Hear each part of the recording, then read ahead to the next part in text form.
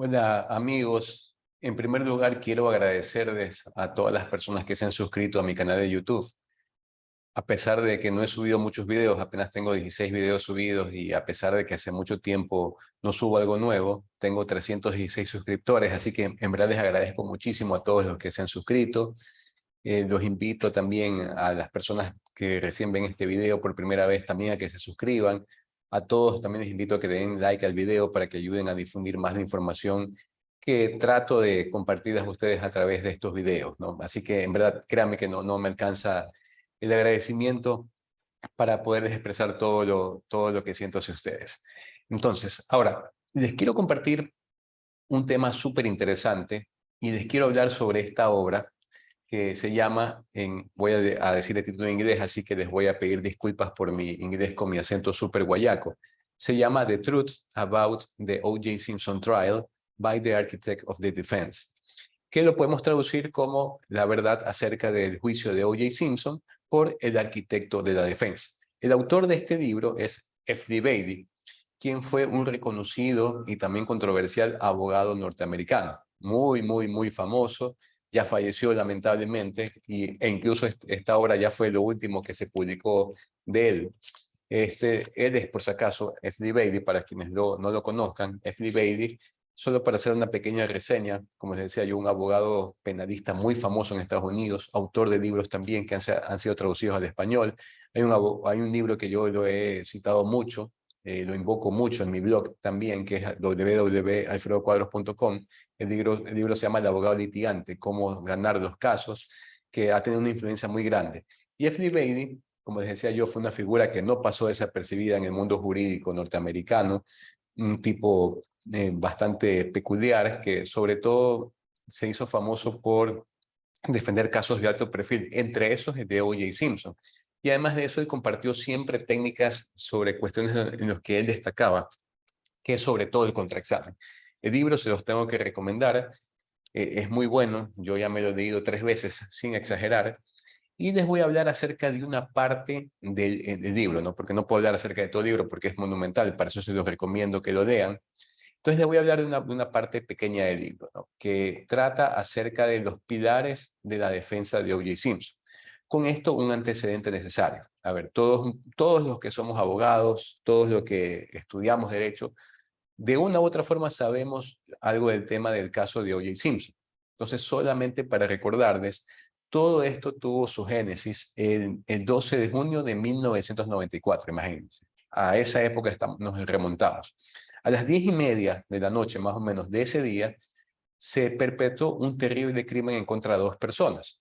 Nicole Brown Simpson, que era la ex esposa de O.J. Simpson, y un señor que se llamaba Ron Goldman, un joven en verdad, que en su momento se decían que eran amantes, pero luego ya con los comentarios y las investigaciones se logró determinar que no tenían ninguna relación previa a estas personas. Desde un inicio, la policía de Los Ángeles, que fue donde se perpetró este crimen, este doble crimen, la verdad es que los cadáveres se encontraron apuñalados, ensangrentados, una cosa terrible. Desde un inicio, la policía de Los Ángeles empezó o tuvo como O.J. Simpson como sospechoso. E incluso fue el único sospechoso y la única persona que ha sido llevada a juicio por ese crimen. Y entonces lo arrestó O.J. Simpson y esto dio inicio a uno de los juicios más comentados en la historia. Tranquilamente en los juicios más comentados de la historia. Han existido libros, películas, series sobre este juicio, porque tuvo algunas cosas interesantes, ¿no? Entonces, dentro de este juicio se conformó el famoso Dream Team, el equipo del sueño de los abogados que defendieron a O.J. Simpson. El grupo de abogados, o mejor dicho, dentro de este grupo de abogados estuvo F.D. Beatty. Y F.D. Beatty en esta obra, en su capítulo quinto, tiene uno de los capítulos más interesantes. Nos habla acerca de lo que él llama los pilares de la defensa de O.J. que, digámoslo así, fueron los argumentos principales que usó, digamos, el equipo de abogados para defender a O.J. Simpson. Esto, insisto, está en el capítulo 5 del libro. El libro tiene 26 capítulos, pero les voy a hablar acerca, les voy a tratar de resumir lo que él explica en el capítulo 5 acerca de lo que él llama los pilares de la defensa. Así que si me permiten, voy a pedir al área técnica que proyecte una presentación que he preparado sobre estos pilares. Entonces, como ustedes conocen, el área técnica soy yo mismo y he pedido al área académica que proyecte la presentación y que prepare esa presentación. El área académica también soy yo mismo. En todo caso, tenemos los pilares de la defensa en el juicio de O.J. Simpson, tal cual nos lo cuenta F.D. Bailey. Perfecto. Entonces, ¿cuál es el tema de los pilares de la defensa? El primer pilar de la defensa nos dice F.D. Bailey que es la línea temporal o la línea del tiempo. ¿A qué se refiere F.D. Bailey con eso? A ver, él nos dice que un abogado, cuando defiende un caso, tiene dos principales argumentos que puede utilizar. Lo que se llama la línea de tiempo o lo que se llama la coartada. La línea de tiempo él dice que es tratar de acreditar con testigos o con otras pruebas, reconstruir qué es lo que hizo, digamos, el acusado y demostrar que con todo lo que hizo era imposible que haya tenido el tiempo suficiente para cometer el crimen que se lo acusa. Frente a esto, él dice que existe otra defensa que es mucho más fuerte si es que se logra configurar, que es la coartada sencilla.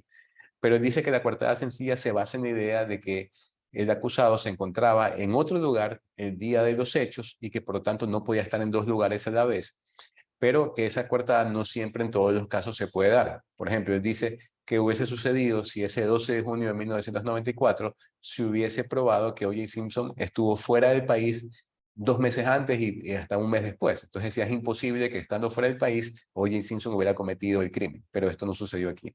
Entonces, ¿qué es lo que nos dice F.D. Bailey? A ver, la defensa hizo todo un estudio de la cronología de los hechos de la noche del crimen. Es decir, empezaron a hacer una cronología de aquella noche, el 12 de junio de 1994, con los testigos, con las evidencias que se tenían, para demostrar algunas cosas.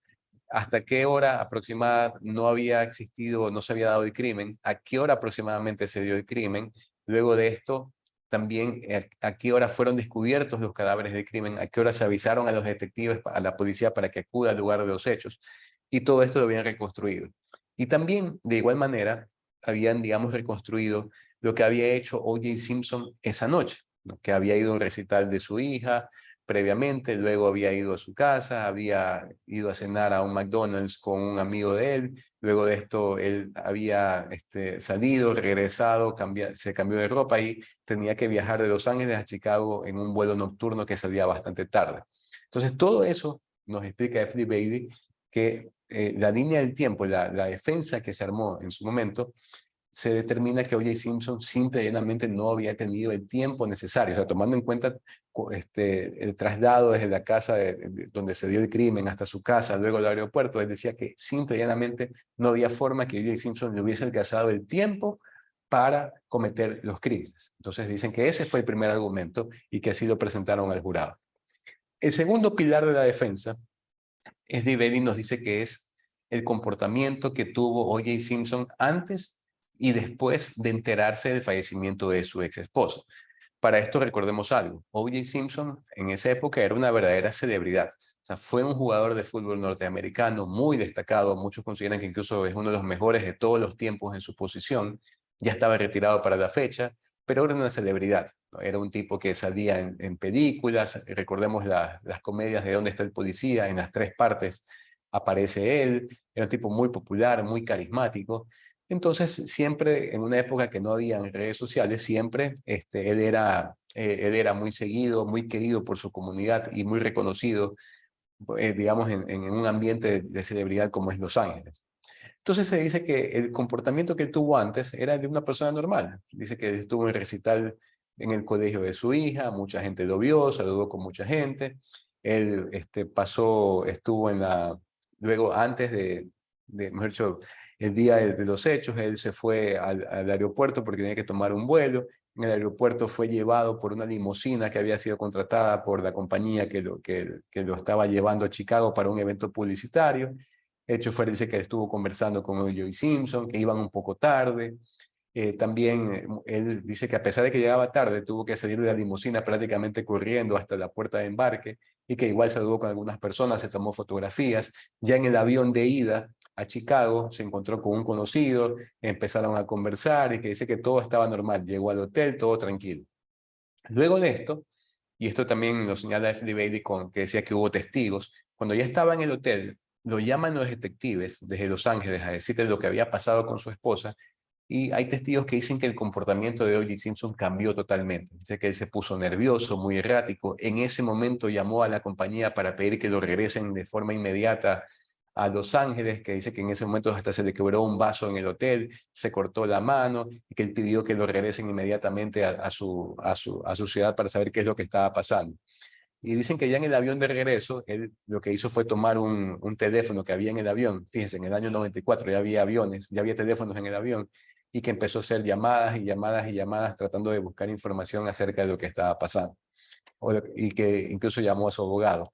Un dato interesante es que en el vuelo había un abogado especializado en patentes. Y él dice que el abogado lo vio a O.J. Simpson y empezó a tomar notas acerca de lo que él estaba viendo y lo que él, digamos, estaba escuchando que Simpson decía.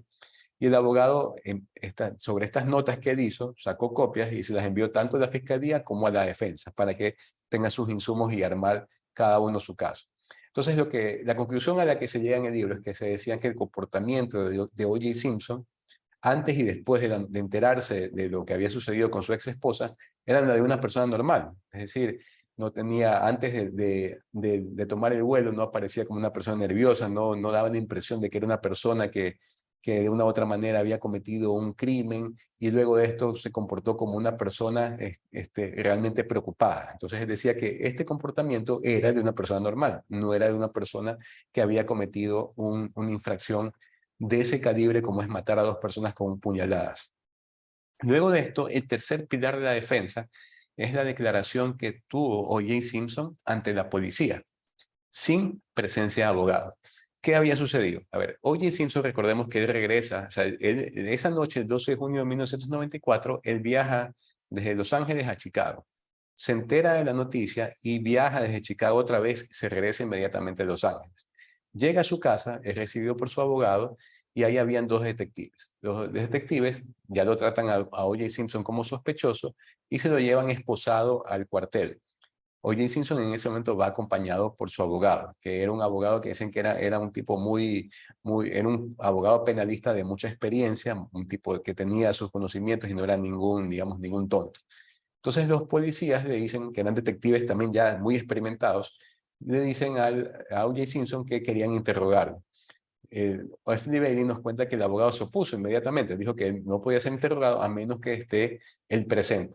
Y O.J. Simpson tuvo la iniciativa de decirle al abogado, ¿sabes qué? No te preocupes, yo voy a hacer, porque yo simplemente vengo aquí a colaborar con los detectives, no tengo nada que esconder. O sea, O.J. Simpson prácticamente vetó a su abogado. Dicen que O.J. Simpson entra a este interrogatorio con dos detectives. Ese interrogatorio tuvo una duración de aproximadamente 3 horas. Y por algún motivo, que nunca se explicó, solamente se grabaron 45 minutos de esto.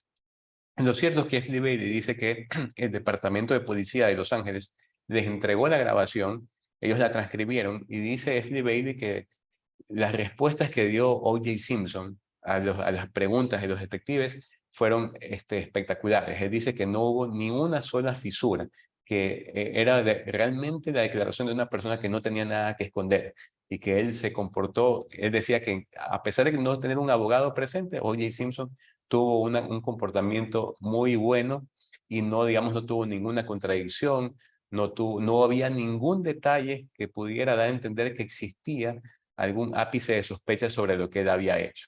Incluso, bueno, lo primero que yo me pregunté cuando leí esto, dice, bueno, ¿por qué no utilizaron esa grabación o esa declaración en el juicio? Lo que nos cuenta F.D. Bailey es que el juez de la causa no permitió que esa declaración sea exhibida, o sea, mejor dicho, sea mostrada, o su transcripción sea por lo menos leída al jurado, porque decía que eso es hearsay, como llaman los gringos, es una declaración es hecha fuera de la corte. Y que el juez les había dicho que en caso de que O.J. Simpson llegue a declarar, en ese caso podían referirse a la grabación, si no, no. Entonces, eso es lo que nos explicaba F.D. Bailey, pero decían que eso era un buen elemento adicional de defensa. El último, el cuarto pilar de la defensa es lo que F.D. Bailey llama la falta de motivo. ¿Qué es lo que sucedía? ¿Por qué lo alegan? La fiscalía había tratado de pintar a O.J. Simpson como un ex marido celoso, como un ex marido que cometió el crimen movido por un ataque de celos. O sea, más o menos lo que la fiscalía decía es que O.J. Simpson fue a la casa de su ex esposa, vio que estaba acompañada por un joven y que en un ataque de celos, él, digamos, se excedió y terminó matándolos a ambos. Eso es lo que sostiene la fiscalía. Y para esto tenía un antecedente que era importante. En 1989, cuando O.J. Simpson todavía estaba casado con su ex esposa Nicole, habían tenido un altercado doméstico y fue un poco grave al punto de que Nicole Brown llamó a la policía. La policía fue, O.J. Simpson se terminó declarando culpable por esta agresión, tuvo una condena por servicio comunitario, pero dicen que nunca más volvieron a tener algún problema.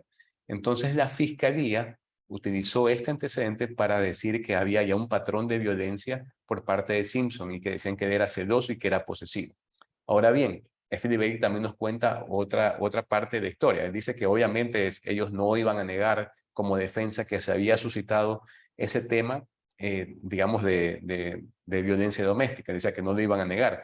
Pero sí decía que habían otras cosas que pasaron después que daban a entender que O.J. Simpson no tenía un problema de celos con su ex esposa. Y él señala dos cuestiones específicas. Él decía, por ejemplo, una vez que O.J. Simpson llegaba a la casa de su ex esposa a ver a sus hijos, tenían hijos, 2 hijos incluso, y que él desde afuera se dio cuenta que la ex esposa de él estaba teniendo un acto sexual con el novio de ese momento. Entonces dice que O.J. Simpson, en lugar de reclamarle, se retiró, al día siguiente regresó y habló con ambos y les dijo que no podían hacer ese tipo de cosas porque en esa casa estaban sus hijos, y que decía que lo hagan, pero digamos que no en un ambiente en que los hijos no los puedan ver.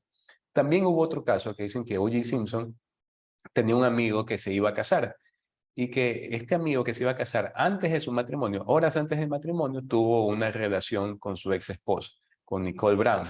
Dice que O.J. Simpson habló con este señor y le dijo que obviamente que su ex esposa podía estar con cualquier persona, pero que él se iba a casar y que tenga cuidado porque él no podía hacer esas cosas si es que se iba a casar o estaba a las puertas del matrimonio.